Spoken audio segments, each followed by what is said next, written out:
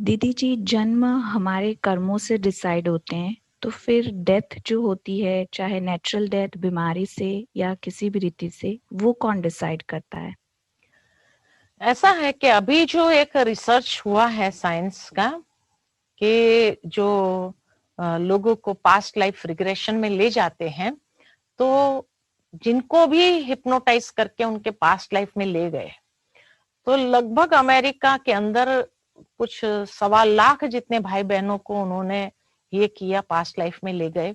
और जब ले करके उनको कुछ सेट ऑफ क्वेश्चंस पूछे, उसमें मेजॉरिटी ये क्वेश्चन हर एक को पूछा गया कि जब शरीर छोड़ा तब आप कहाँ गए थे, क्या भगवान नाम की कोई चीज है, और क्या आप भगवान से मिले, और उसने क्या कहा, क्या वो आपके जन्मों को डिसाइड करते हैं। ऐसे सवाल पूछे गए और मेजॉरिटी लोगों का जो आंसर आया है, उससे ये कर्म फिलॉसफी को समझना और आसान हो जाता है हमारे लिए। क्योंकि मेजॉरिटी ने ये कहा कि जब हमने शरीर छोड़ा, चाहे नेचुरल डेथ है या एक्सीडेंटल डेथ है, जिस भी तरीके से, तो ये शरीर छोड़ने के बाद हम एकदम हल्के होकर के जाते हैं ऊपर, और वहां एक लाइट से मिलते हैं, और वो लाइट बहुत पावरफुल होती है। और वो लाइट से जैसे इतना प्रेम प्राप्त होता है, शायद वही भगवान था, क्योंकि इतना प्यार देने वाला और कोई नहीं होता है। इसीलिए इतना प्यार हमें मिलता है कि जैसे हम उस प्रेम में नहा रहे होते हैं, जैसे फाउंटेन की तरह होता है कि जिसमें हम नहा रहे होते हैं, और जैसे आत्मा शुद्ध हो रही है उस परमात्मा प्रेम में नहा करके।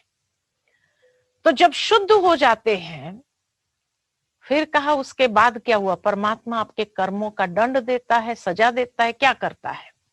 कहा नहीं, वो कुछ नहीं करते हैं, वो तो प्रेम ही बरसाते रहते हैं।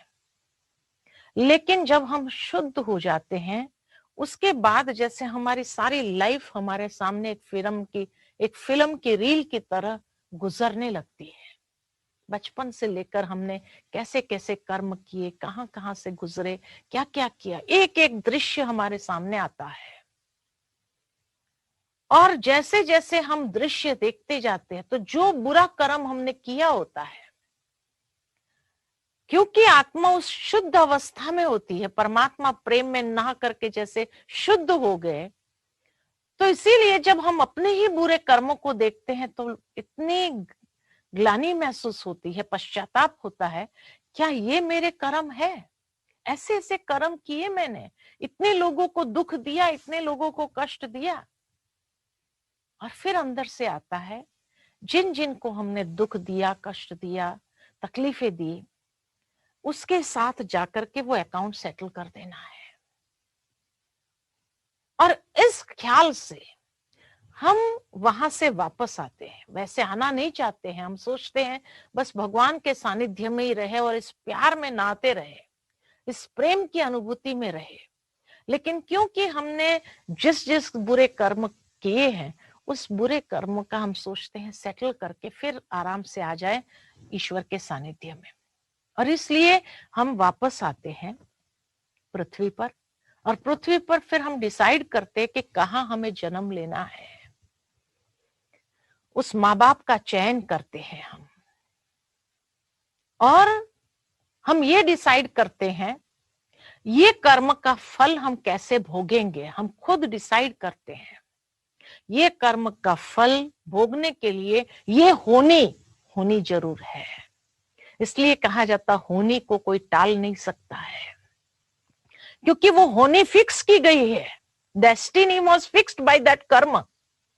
तो उस कर्म के कारण उस डेस्टिनी को हम फाइनल करते हैं कि ये होनी होगी, और इससे ये अकाउंट मेरा क्लियर होगा। तो उस होनी को हम फाइनल करते हैं। उसके बाद हम लाइफ स्पैन को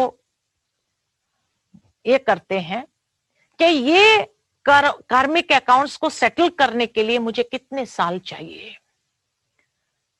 तो आयुष्य फाइनल करते हैं कि भाई 15 साल में मेरा ये सारा अकाउंट क्लियर हो जाएगा, या 25 साल में क्लियर हो जाएगा, या 50 साल चाहिए, या 70 साल चाहिए, या 80 साल चाहिए मुझे इतने अकाउंट को क्लियर करने के लिए। और वो सारी डेस्टिनी को हम फाइनलाइज करते हैं, जो जो पॉसिबल है, बाकी की हम छोड़ देते हैं दूसरे तीसरे जन्मों के लिए। बाकी उन लाइफ स्पैन को फाइनलाइज करते हैं कि भाई मुझे कम से कम 50 साल जरूर चाहिए ये सारे अकाउंट्स को क्लियर करने के लिए। तो उस आयुष्य को फाइनलाइज करते हैं। तो माँ बाप को फाइनलाइज करते हैं, होनी को फाइनलाइज करते हैं, आयुष्य फाइनलाइज कर, क्योंकि उस समय हमें किसी से अटैचमेंट नहीं होता है, इसलिए आयुष्य को भी हम फाइनलाइज करें, भाई 15 साल चाहिए मुझे, क्योंकि उस समय तक तो कोई अटैचमेंट नहीं है उस माँ बाप के साथ। और फिर हमारी मृत्यु का कारण क्या होगा इसको भी हम डिसाइड कर लेते कि 15 साल अगर आयुष्य चाहिए तो 15 साल के बाद ऐसा क्या होगा जो मैं छोड़ करके फिर भगवान के पास वापस आ जाऊं और इस प्रेम की गंगा में नहाता रहूं, उसके सानिध्य का सुख प्राप्त करूं। और इसीलिए उस डेथ का कारण भी मैं फाइनलाइज करता हूं और उसके बाद मैं जन्म लेता हूं। तो जन्म और मृत्यु को कोई टाल नहीं सकता है। दूसरा जो जीवन साथी है, वो जीवन साथी का चयन भी हमने खुद किया है, क्योंकि उसके साथ का जो अकाउंट है जिसको सेटल, इसीलिए ये सब कुछ हमारे द्वारा ही फाइनलाइज होता है। भगवान का इसमें कहीं भी हाथ नहीं है। हर एक मनुष्य के अपने कर्म के आधार से ही, लेकिन क्योंकि वो जब फाइनलाइज किया गया था वो बहुत शुद्ध अवस्था में था और इसीलिए पूरा न्याय करता है अपने कर्मों के साथ। इसीलिए फिर उसको पूछा गया कि अच्छा ये सब बातें तुमको कब तक याद रहती है? कहा 2 साल तक तो मुझे बहुत अच्छे से सारा याद रहता है कि मेरे जीवन का उद्देश्य क्या है, मैं किस लिए यहाँ आया हूं। लेकिन जैसे ही मेरी वाचा खुलती है, वाचा खुलने के बाद फिर धीरे धीरे विस्मृत हो जाता हूं और विस्मृत होकर के मुझे पता नहीं चलता है कि क्या मैंने फाइनलाइज किया था। और इसीलिए जब हमारे सामने वो डेस्टिनी आती है, हम दुखी भी हो जाते हैं, हम परेशान भी हो जाते हैं, हम कभी कभी भगवान को भी दोषी मानने लग जाते हैं, क्योंकि हम भूल जाते हैं कि मैंने ही फाइनलाइज किया था। ये नया रिसर्च विज्ञान के द्वारा